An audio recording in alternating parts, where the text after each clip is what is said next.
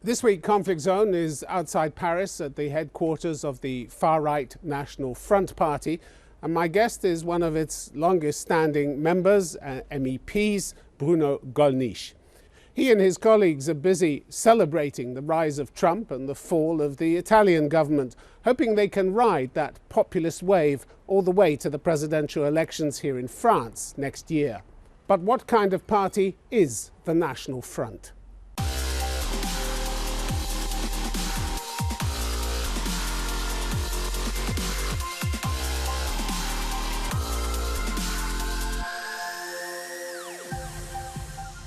Bruno Gollnisch, welcome to Conflict Zone. Thank you.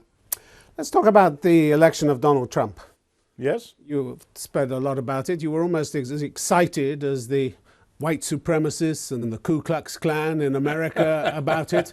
And we even had people giving Nazi-style salutes in Washington and saying, "Hail Trump." Did that make you feel good? Well, there are hundreds of millions of inhabitants in the United States. I think there are, but what about these? You could see also some strange people supporting Mrs. Clinton, I guess. What about these strange people? We did not interfere with American elections. It was the business of American people. That wasn't my question. That wasn't my question, Monsieur Gollnisch. I wondered how you felt about these Nazi salutes. No, please. I have nothing to do with these people. I don't know even what you are talking about. So what I say, that I listened to Mr. Trump's speech when he was chosen by the Republican Convention in Cleveland. And I noticed that there were many themes that were close to us. I'm not talking about his supporters. I am not endorsing anything. Okay, I am not even endorsing Mr. Trump's policy. For example, we also are against massive immigration policy, but we do not intend. Okay, but do not intend to build a wall, for example. But you think that Trump's election holds some prospects for you? Yes, you do. Yes, because why? Well, because he. First of all, it's the first time that there is such a statesman strongly against globalism first. Then he wants to reverse immigration policy. That is also our case. Yeah, but you haven't done very well with these policies, have you? Please. We are, for the time being, an opposition party, and we are facing the establishment, financial, mediatic, institutional, whatsoever establishment. Such was more or less the case for Mr. Trump.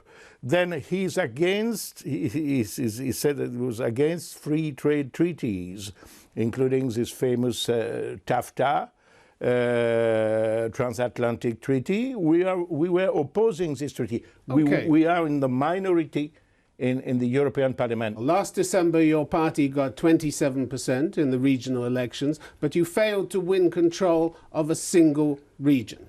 Yes, and the poll today for Paris Match and Sud Radio says the Conservative leader, François Fillon, would beat Marine Le Pen, your leader, in a second round of the presidential vote with 65%. Emmanuel Macron would also beat Marine Le Pen with 62%. So why have you such interest in me or my party or what I can say if you are absolutely sure that we will fail?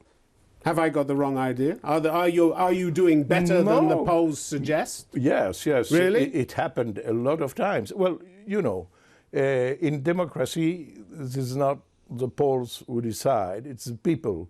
And it is a matter of fact that, as in Austria, for example, we've all political forces are against us. But, well, it's politics. We are steadily growing, sometimes not, sometimes small decrease, but then again growing. At least the polls that you mentioned all say that Marine Le Pen will stand in the final round. I was a campaign manager. Which would not be the first time. No, I know. The National Front had been in the second round. Yes, I was campaign manager. It didn't get you any closer to power, though. No, not yet. But well, life goes on, and we are steadily, as I say, getting up more votes, more confidence with the people. But your predictions I hope you will succeed. But your predictions in the past have not been that accurate. You thought in 2010 you would get the leadership of the party, didn't you? When you stood. You mean me personally? Yes, you personally. Oh, I ran to become the president of the party. I did not succeed. Marine Le Pen was elected. You said you said the thing was going your way. You said that Marine Le Pen was worried that you were the only person who could unite the right in France. Didn't happen, did it? It didn't happen because I wasn't elected as president of the party. So your prediction that it was going your way was wrong. But I never predicted that I was 100% sure to win this competition. Never did I say such thing. But I think, well, the success of my ideals is more important for me than my personal success. So I think when you compete to an election, you have to accept the result of the election.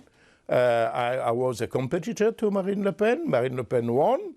I still am a member of this party. And on the first floor here, you have Marine Le Pen. I spent all morning with her discussing and trying to improve her communication, her campaign, her presidential campaign. I do hope that she will be elected.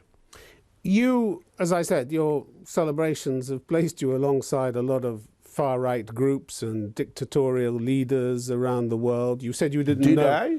No, I said that. I said that they have placed your celebrations of Donald Trump had placed you in that category. Oh, really? And you have... but so that the half of the American people also in this category in such case. But you have enjoyed a very close relationship with far-right groups in America, haven't you, over the years? With former Ku Klux Klan leader David Duke, for instance. Oh, yes, David Duke was a member of Ku Klux Klan when he was 18, you know. There are a lot of political leaders who have been close to the Communist Party, was responsible for the most awful totalitarianism. No, he hasn't renounced his ideas, has he? He's still talking about survival depends on the defeat of Jewish power. He's still saying that. No, but I do not endorse the ideas of David Duke. I meet everybody who wants to meet me. He says you're a great friend of his. He says you're a great friend of his. I am ready to meet, to discuss, and sometimes I do not agree with people whom I meet, but I think it's interesting for me to meet people. But please. He says on his website, we formed a friendship and understanding that has endured to this day. He will have to be a bit more... Is he wrong? He will have to be a bit more precise on exactly what issues. There might be issues with I agree and other not. He says you brought him to the European Parliament please. You brought him to the European Parliament. I am endorsing Bruno Gollnisch's statement. It's quite enough, believe me. It's quite enough a business. Don't ask me that Mr. So-and-so... Why not? Why not? Because you can tell a lot the more about I have people. Friends, the more I have friends, the best it is. But please, I've been a rather respected member of first national parliament, then European Parliament for the past 30 years. Are you embarrassed by your association with David Duke? Are you embarrassed by this? No, I am not embarrassed. It depends on which issue you're talking about. He's been very precise. He says now, we are the Republican Party, now we're coming for you, Zionist communists, I presume. Sorry? This is one of his slogans on his website now. He says, It's we not- are the Republican Party. We are coming for you, Zio commies. You're talking about the Republican I'm Party. talking about what David Duke has on his website. Your old friend David If Duke. it is an interview about David Duke, you have better to question David Duke better than me. I'm questioning your association with him and other far-right people over the years. I met Mr. Duke. I agreed with some points that he mentioned. I'm not compelled to agree with everything he says or everything he does. And if you want to know my reaction, you have to tell me what exactly I have to agree or to disagree with. Well, some of the statements he's made. We don't want Negroes around. We don't need Negroes around. We don't want to have them, for our culture. We simply want our own country and our own society. Would you agree with that? No, I don't. I don't agree. If he really said that, but I'm very surprised. I'm very surprised because not the way he usually speaks. He gave interviews to African American journalists and so on. It is not the way he speaks. As far as I knew, at least I do not agree at all with this statement. By the way, if today at our meeting there were, for example, black people were members of the leading committee of the Front National, including Mrs. Fatna, for example, who is responsible for our overseas territories, overseas policy. I can introduce her to you. Thank you. You will see that she's in very friendly terms with me. What about the former British National Party leader Nick Griffin? You called him courageous and charming. Do you subscribe to his views as well? Tell me, with maybe some of his views, certainly, for example, I did agree with his opinion on European Union, for example, but maybe some other I do not. Well, like we are pledged, once again, please. I see perfectly your method. You will find somebody who knows me or who has known me and telling me a quotation. But you're interviewing Bruno Gollnisch. Yes, my statements and your associates and your associations are of interest in this interview. No, I'm not associate. I met some people. I'm close to people pledged to reversing the immigration and migration of people into our British homeland. Yes. To restoring and maintaining the indigenous British as the overwhelming majority in the makeup of the population. You think that's good? It seems to me quite natural that the British want to remain a majority in their country. So racism is British. It's a problem for the British. So racism dressed up as protecting the national identity. That's what it is. This is your opinion. Racism. But you don't deny it. It doesn't seem. You don't deny it. It doesn't seem to me that you are a perfectly neutral umpire in.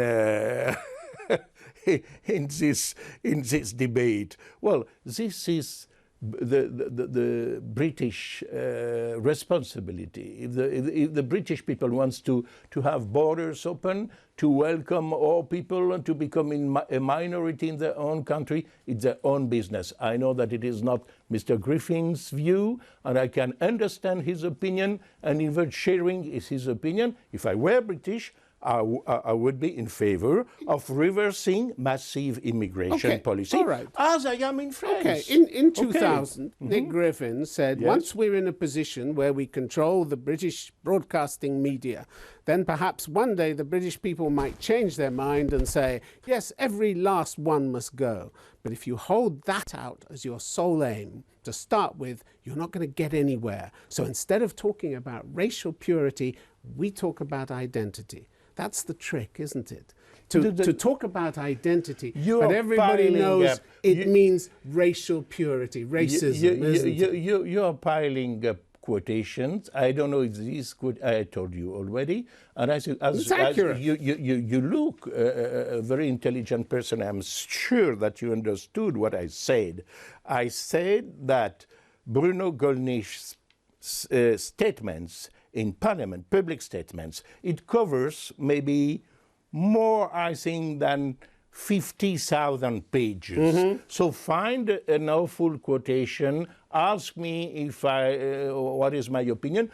Don't ask me the opinion of Mr. So-and-so about Why not? But you're media's. happy to share a platform with people like this.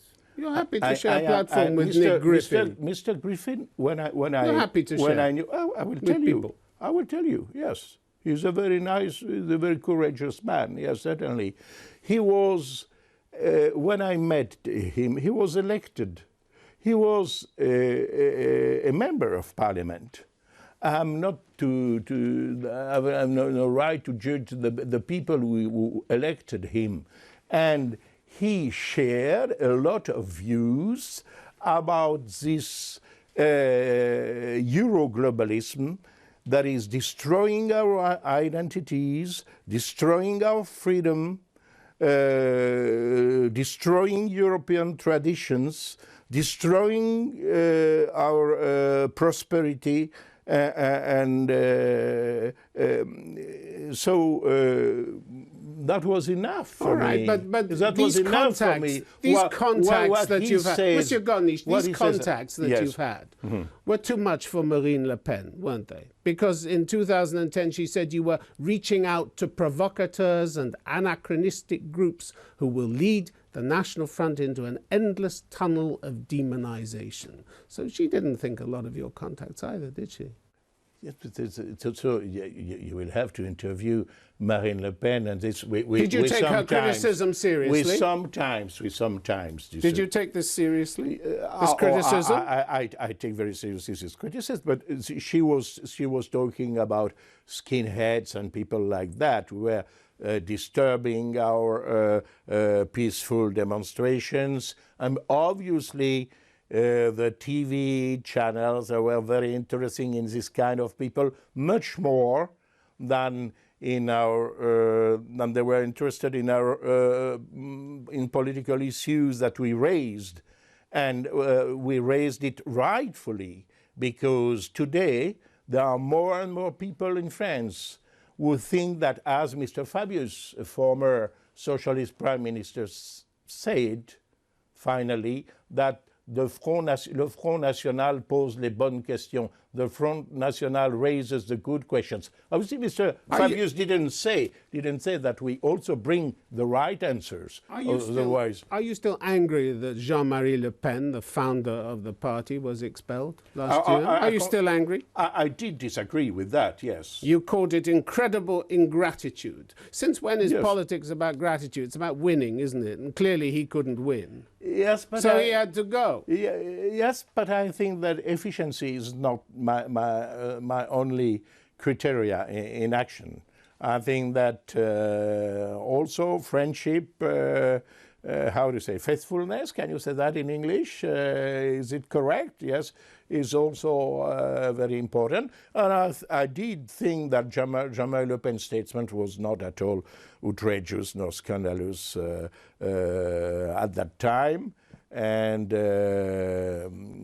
so I completely disagree, yes, with the fact that he was expelled from this party. He had been the founder.